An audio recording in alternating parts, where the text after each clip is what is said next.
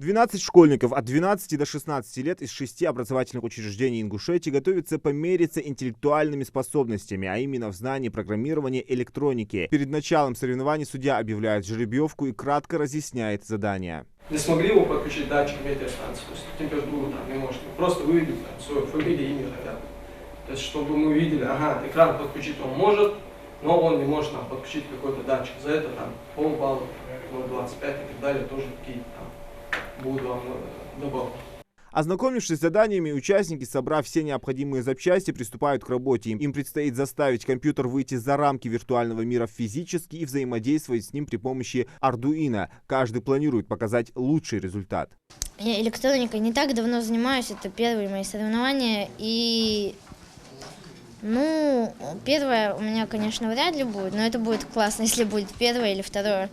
Если вообще место займу, это будет очень круто. Им нужно уметь не только обращаться с электрикой и проводами, но и знать азы программирования. Всего 5 заданий. Первое – это включить светодиод. Ахмед Барахоев решил начать с введения команды на компьютере. Нужно написать код, подключить его через кабель.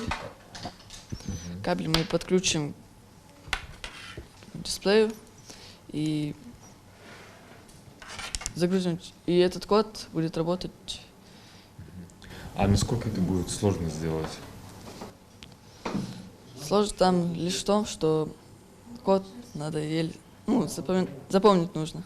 В распоряжении у участников около 1,5 часов. Когда судья объявит о завершении времени, каждый должен продемонстрировать свой мини-процессор. Оценивается сборка, оценивается работоспособность устройства и будет оцениваться, насколько короткий код у них написан без ошибок и грамотно.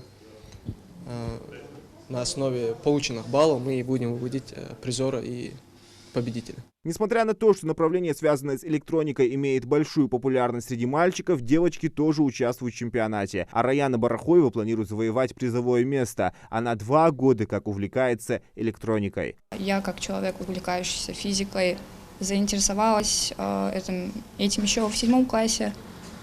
И вот сейчас хожу стабильно на электронику, занимаюсь ради электроникой, собирая схемы, программируя. Региональный чемпионат «Электрон» проводится с целью привить детям с раннего возраста интерес к электронике, показать, как она работает. Это способствует критическому мышлению, развитию социальных навыков и расширит возможности обучения. Ввиду того, что сегодня мы наблюдаем наибольший скачок в техническом прогрессе, думаю, перспективы у участников очень широкие, потому что тот набор Arduino, на котором сегодня проводятся соревнования, позволяет ребенку, участнику очень широко применять свои знания. Это и программирование, это и физика, и знание компонентной базы.